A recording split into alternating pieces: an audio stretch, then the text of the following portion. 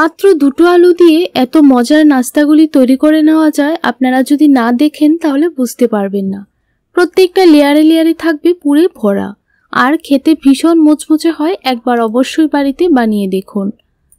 চায়ের সঙ্গে বা সসের সঙ্গে খেতে অসম্ভব ভালো লাগে। পুরো রেসিপিটি শেষ পর্যন্ত দেখার অনুরোধ রইল। আর খুব কম সময়ের মধ্যেই এই রেসিপিটি আপনারা বাড়িতে বানিয়ে নিতে পারবেন। তাহলে চলুন বন্ধুরা ভিডিওটি দেখে নেওয়া যাক। এখানে একটা বাউল নিয়ে নিলাম আর 1.5 কাপ দিয়ে দিলাম ময়দা। অল্প একটু দিয়ে দিচ্ছি নুন। নুনটা অবশ্যই আপনারা স্বাদ বুঝে দিয়ে দেবেন।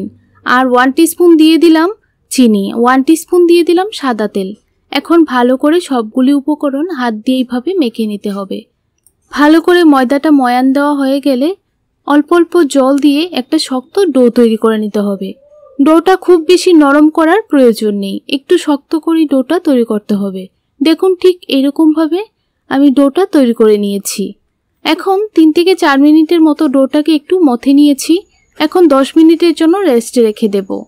এখানে আমি দুটো ছোট সাইজের আলু গ্রেট করে নিয়ে নিলাম আর একটা মাঝারি সাইজের পেঁয়াজ স্লাইস করে কেটে দিয়ে দিলাম। অল্প একটু কাঁচা লঙ্কা কুচি দিয়ে দিলাম আর দিয়ে দিচ্ছি কিছু রসুন আমি কুচি কুচি করে কেটে। আপনারা চাইলে রসুনের পেস্টও দিতে পারেন। আর অল্প একটু দিয়ে দিলাম গরম মশলার গুঁড়ো। ঝালের জন্য অল্প একটু লঙ্কা গুঁড়ো দিয়ে দিলাম। আপনারা চাইলে চিলি ফ্লেক্সও দিতে পারেন। আর অল্প একটু চাট মশলা দিয়ে দিলাম। এখন ভালো করে মেখে নেব। ভালো করে মেখে নিলাম। এখন ডোটা থেকে 3টা লেচি কেটে নেব। আমরা রুটি যে এরকমভাবে তৈরি করি ঠিক সেই রকমভাবেই লেচিগুলি কেটে নিয়েছি। আর অল্প একটু নুন দিয়ে আলুগুলিকে মেখে নিয়েছি। এখন একটা লেচি নিয়ে নিলাম, রুটির শেপে পাতলা করে বেলে নেব। সেমভাবে আমি সবগুলি রুটি বেলে নেব আর আপনাদেরকে দেখিয়ে দিচ্ছি যে কতটা পাতলা হয়েছে। সেমভাবে আমি সবগুলি রুটি বেলে নিয়েছি। এখন একটা রুটি নিয়ে নিলাম, তার উপর অল্প একটু টমেটো সস লাগিয়ে নিচ্ছি। আপনারা চাইলে টমেটো কেচাপও লাগিয়ে নিতে পারেন। এখন মেখে রাখা আলুর পুরটা অল্প অল্প করে দিয়ে ভালো করে প্রেস করে দিলাম। তার উপর আরেকটা রুটি দিয়ে দিলাম। তারপর সাইডগুলি এরকমভাবে সিল করে দিচ্ছি। আবারও অল্প একটু টমেটোর সস লাগিয়ে দিলাম।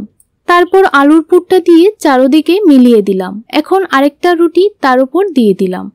দিয়ে ভালো করে হাত দিয়ে সিল করে দিতে হবে। সাইডগুলি ঠিক এরকমভাবে সিল করে দিয়েছি। আবারও এই রুটিটার উপর অল্প একটু আলুর পুর দিয়ে দিলাম। ভালো করে প্রেস করে সব দিকে লাগিয়ে নিলাম। এখন এইরকমভাবে একটু ফোল্ড করে দিতে হবে। একটু হাত দিয়ে এইভাবে প্রেস করে দেবেন। তারপর অপর সাইডটিও ঠিক একই রকমভাবে ফোল্ড করে হাত দিয়ে একটু প্রেস করে দিতে হবে। তারপর এই সাইডগুলিও এরকমভাবে একটু মুড়ে দিতে হবে। ভালো করে সিল করে লাগিয়ে নিলাম। দেখুন এখন চুলায় একটা ফ্রাইং প্যান বসিয়ে দিলাম আর একটা স্ট্যান্ড দিয়ে দিলাম। অল্প একটু জল দিয়ে দিলাম। তারপর এই থালাটা বসিয়ে দিলাম। ঢাকনা দিয়ে 10 মিনিটের জন্য সেদ্ধ করে নেব। 10 মিনিট পর ফিরে আসলাম। দেখুন নাস্তাটা কিন্তু সম্পূর্ণভাবে কুক হয়ে গেছে। এখন ঠান্ডা হয়ে যাবার পর ছুরি দিয়ে এরকমভাবে কেটে নিচ্ছি।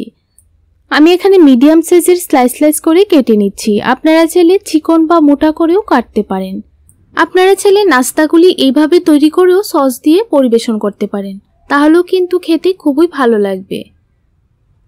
দেখুন পুরোটা নাস্তা কেটে নিলাম আর কতটা লেয়ার হয়েছে আপনারা দেখেই বুঝতে পারছেন।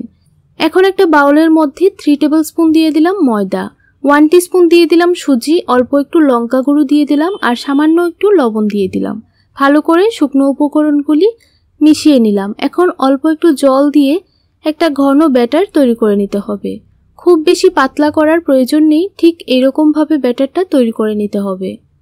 আর লঙ্কা গুঁড়োটা দিলে কিন্তু কালারটা খুবই সুন্দর আসে। এখন একটা নাস্তা নিয়ে ঠিক এরকমভাবে চুবিয়ে ফ্রাইং প্যানের মধ্যে তেল দিয়ে আমি আগে থেকে বসিয়ে রেখে দিয়েছিলাম। তেলটা গরম হয়ে যাবার পর সবগুলি নাস্তা এভাবে দিয়ে দিতে হবে।